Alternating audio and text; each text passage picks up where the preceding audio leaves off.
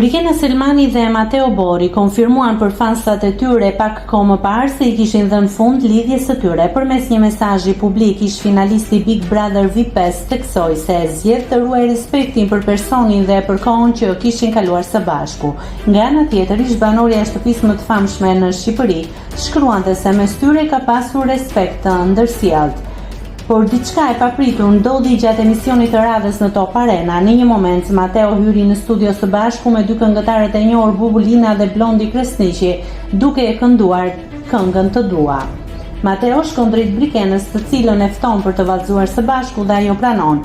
Fansat u bën shumë kurioz të dinë se si do të shkojë raporti i tyre pas këtij momenti kaq emocionues.